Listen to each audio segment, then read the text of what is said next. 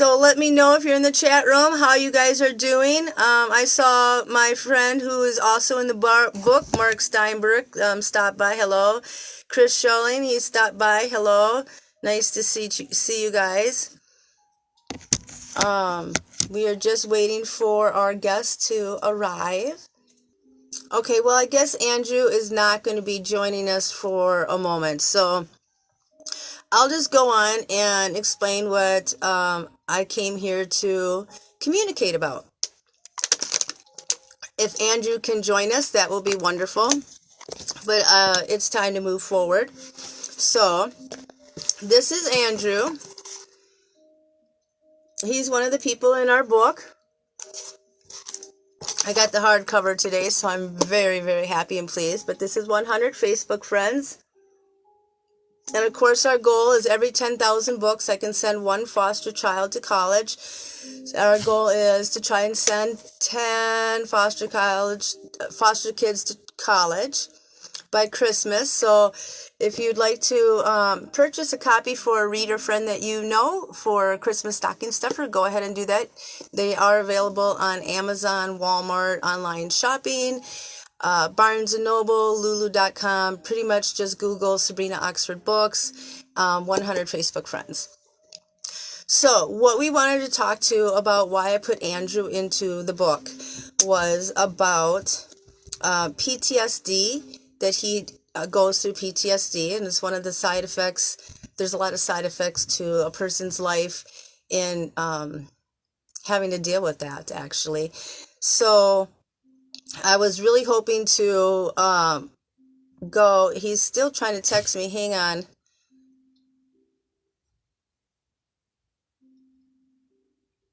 Okay, so sorry about that. He's still trying to text and figure out how to get online. But what we wanted to talk about was how to deal with PTSD during the Christmas season. And one of the things that we know that I've been through in life, some of the people who have been watching my podcast, you know, I've had 4 different people try to murder me. I've technically been dead 4 different times in this particular life. I've been held captive for 5 months with 2 other girls. We got out on a Crime Stopper report, or at least that's how I got out. They got out other ways. Their story, not mine. So I also deal with PTSD and the side effects of dealing with that, what brought me to why I wrote my book, which is why I wrote my book, 100 Facebook Friends, because it helps to have something positive for you to look upon your life. And if you don't really feel that your life is giving you those positive experiences, you really do need to go find it in other people. And this is 100 other people that have used their life in some size, shape, or form to make the world a better place. Recently, I found out one of my friends who is in here, Evelyn. Let me show you a picture of him. He was always out trying to help people reach their goals in life too. I recently found out he has passed away. So I just found that out. So that was a sad thing. But he's in my book too, and his big thing was, the question is, what are you doing?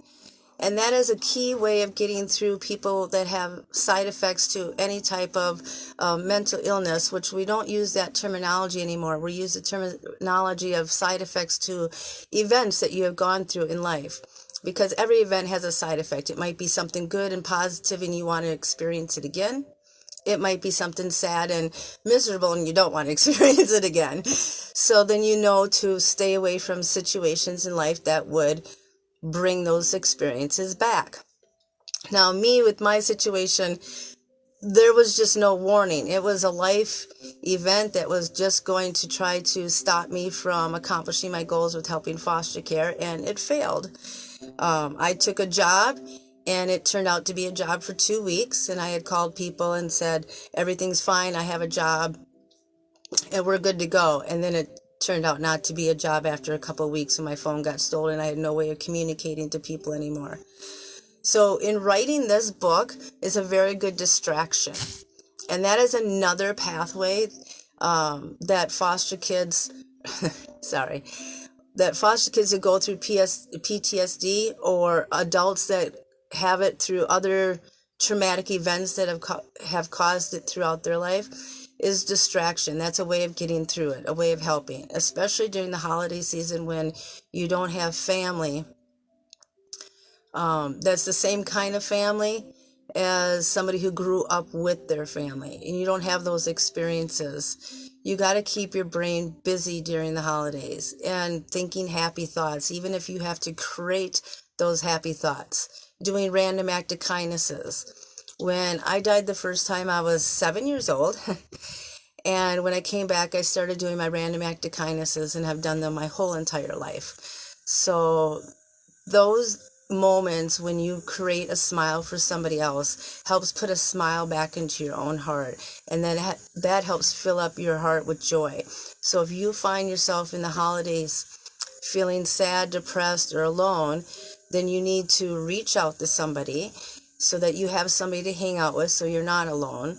You need to distract your brain into doing something, whether it's a hobby, whether it's writing your own book of the people that are worthy in your life, that you feel are using their life to make the world a better place around you. In the back of this book, you'll see that we have some pages where you can write your own worthy friends down. So if you get a copy of this, we want you to know, who are your worthy friends? That is one way that you can distract your brain, is by thinking, who are the positive people in your life? What are they doing? What is the impact that they are having on you? Are they saying and using their vocabulary to help lift you up, or are they using their vocabulary to help tear you down? Are they acting in a mature adult way, and that's something that you want to develop in your own personality? Or are they acting in a way that's something you don't want to develop, and using discernment as to who you're going to be hanging around for tomorrow, so that your tomorrow has a better chance at being better than what today is, or for your tomorrow to have a better chance of even what yesterday is. And the beautiful thing about choices is you don't even have to wait until tomorrow. You can start right now. If you're having a really hard day right now, pick up a phone, call a friend, somebody that you know, that when they call you, it makes you smile, because your friendships, the circle that you keep, when that phone rings and you see their name, if you go, oh, this person again, then that's not really the type of friendship that you should hang on to. And as hard as it is, you should probably let it go, so that you can move forward and be the best person you can be. But when you see somebody calling and you pick up that phone and you're like, oh, it's that person, that makes my heart happy and joyful to see that this person's here, then those are the people you want to hang around, because they will make you feel better about yourself. That also will help you get through the holidays. Otherwise, try, if you like coloring or doing artwork or playing musical instruments. Those are good ways of getting lost in time, where your brain gets to be creative, and it uses a different section of your brain, so it doesn't allow the sad thoughts or the memories of what you were going through when you were having those hard moments. Like, being held captive has a lot of hard moments. They come up. But if I distract my brain by coloring or playing my saxophone or playing handbells or singing in the church choir, or now I'm learning violin. So not very good. I can almost play Happy Birthday, but and it's pretty listenable too. But as long as you keep learning something, you're using a different section of your brain than the section that wants to be overtaken by sad thoughts. So every time you have a sad thought, you stop yourself and say, okay, this event is over with. I will no longer give any time or energy to it into my brain. It is past. I will do something pleasurable that I like. I'm going to go color. I'm going to go paint a picture. I'm going to play a musical instrument. I'm going to write a book. I'm going to invent the next yummy food out there. I'm going to invent a toy. I'm going to do something that is going to contribute to society as a whole. or contribute to your soul development as a whole. Maybe you just want to sit down and read a book. Maybe you want to read a Bible. Maybe you want to read a Torah. I don't know what your faith is, but what I'm saying is read something, go about your life in a way where you are constantly distracting the sad thoughts until you are able to communicate about what you went through without it breaking you, without you crying, with you knowing that you can go forward, that you survive that. You can pretty much survive anything, because we all have different hardships in our life. And one person's hardship isn't going to seem like it might be hard to somebody else, and another person's might seem like that's way too hard.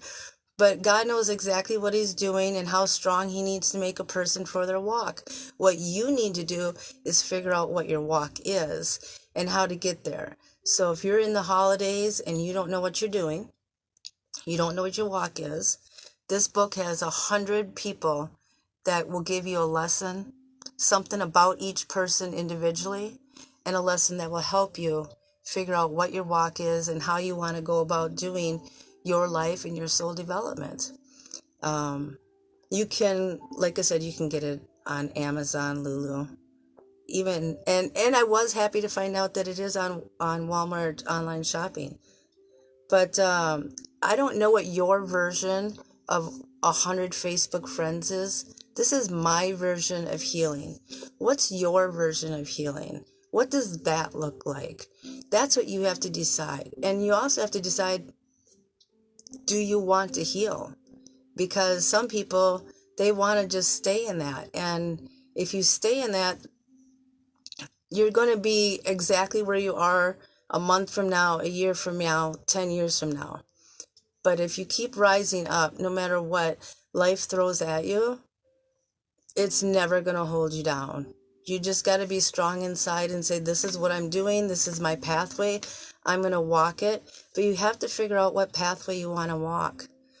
And the sooner you figure out what pathway you want to walk, the sooner you can start walking it, because some people's pathways are very, very long pathways to walk, and it takes a long time. I'm helping foster kids go to college. That's my pathway. That's my walk. I've always known what it is since I've been in my adult life. But I don't know what you as the listener to whoever is here, what your pathway is. How long is it going to take you? Is it something short and small? Is the biggest thing that you can do today is pick up the phone and call someone and say, hey, I just want a friend to come hang out with, or you can come hang out at my house, or let's go get a meal together. If that's the best you can do today, then do that. Be grateful that you got through that, and be proud. Hey, I went and I left the house today. I went somewhere with a friend. We ate and we had a great conversation, and picture this great happy time, and then go do it and expect that happy time, and then create it. You have to create happiness, and that's what people don't understand. They think that happiness should just come to them, that it should just be handed to them, that life is tough, so why is something really good not going to come happen to me and balance it out? You create what you want that's going to be good. You create what you want that is going to be good. If you use your life, and you're constantly using your life to make the world a better place, or make your community a better place, or make your home a better place, whatever your level of measurement is, whether it's down on this level or you're way up here on this level, the more you have in life, the more that you are expected to do for society to make it a better place. The less you have in life, then you're probably more focused on your life, or you're still walking that pathway. And then that, well, people know by your personality and how they get treated. So remember, this holiday during the season, if you're having side effects to whatever life is throwing at you, pick up phones, call somebody to talk to them, not tell them about your problems. Don't call them up and say, hey, so-and-so, I want to talk to you about the 100th time about the same thing that's still hurting me. I'm saying change the subject. Call them up and say, hey, John, in my chat room. Thank you for stopping by my chat room during my Facebook Live. I really appreciated that. What are you doing today? You know, ask them what they're doing today. Tell them something that you appreciate about them that will make them happy, that they're even answering the phone. Oh, that's right. Every time Sabrina calls me, she says she's grateful that I get to, you know, have a conversation with her, or she complimented me on something I accomplished. You know, those are the people that are lifting you up, that are making you feel better. Those are the conversations you want to have. So create those conversations too. Don't communicate about, I was in, you know, the service, or I was, you know, held captive, or I was abused in this other side, shape, or form. They know that. Your friends and family know that. They've been around you. They have those stories. What you need to do is change the conversation to, today I accomplished. Today I thought something new. Today I learned something. Today I called a friend and gave them a compliment. I thanked them for being a part of my life. Today I avoided communicating about what makes me sad and intentionally thought of communicating about what makes me happy. And then I created a happiness. I went out and left notes on people's cars that said, "Have a very blessed day." Okay, that's something that I do. But and usually with sidewalk chalk in the summertime. But those are little things that you can do, and you know it's creating smiles, and that happy energy is what our world really needs right now, more than anything. So be one of the people that are choosing to create, to do those happy energy things. I'm really sorry that Andy wasn't able to figure out how to get into the Facebook Live today, but those are my advice and what I've gone through for helping people with PTSD side effects or other life events that have caused holiday blues, for you to get through the Christmas season, the holiday season, the Hanukkah season, whatever season your faith is out there. Thank you, and God bless. And please pick up a copy. We have to get 10,000 of these sold by Christmas. So we want to send a foster kid to college, and that's all it takes is 10,000 of these books to be sold in time for Christmas to change one person's future and create some smiles. Plus, it's a very good read. It really is. You can learn about all these hundreds of people in here and their life. It's a picture and a page. Here's my friend April. Look at her. She has her own podcast. Check her out. She's spiritual. You know, people say I'm more religious than spiritual, but my dad's a pastor. What do you expect? My foster dad is a pastor. You know, we have everybody in here. Look, I even have my ex and his family in there. So that's somebody. We got, Vera. She's sick right now, and they're off until January, but she's in here. And I know Jen and Chris are in here. Let me see who else is here. Let me tell you, Dr. Joel. He's a friend of mine on Facebook and in person. He was in the Boston Marathon at the time of that bombing. Now, is that not crazy? Thankfully, he was not in the area where he got hurt, but as a doctor, he did help with the aftermath. So, and then we got people in here that have even passed away, because you know what? Just because you pass away doesn't mean that you shouldn't get your recognition and your story out there. And this is Jim Shanti. He's a very special person. You'll have to buy the book to read about him. This is Jennifer, who introduced me to Jim Shanti, and she owns FTP Production. She is a very wonderful friend, has been extremely supportive of me helping foster care, with getting the charitable corporation started, with getting my book out there. She even arranged for my first podcast to appear on, where I got to talk about the book. So Jennifer really is, God bless her, she really is an awesome, awesome person. Here's Allison from my church. She runs our soundboard at our church. She's always working hard. Where was Robert Hoster? Here he is. Here's Robert Hoster. He used to tried running as a candidate. What did he run? He ran as a former congressional candidate in Texas during the 2020 election. So him and I have been friends for a super long time. Here's my friend Philip James. He put this picture in there. He's somewhere in that picture. He insisted I use that picture. I had made some gifts for the royal family at one point. And so now I end up with some friendships from them. God bless them. Thank you. You can watch them under my videos. I made one for the Queen, one for Prince William, and one for Prince Harry. What do they call him? They call him Prince Harry, but his name's actually Henry, right? Yeah, in 2010. So if you look under my videos in Facebook, you can see their Christmas gifts. I put them on a DVD and mailed them off, a bunch of pictures with their life. So that was pretty awesome. But who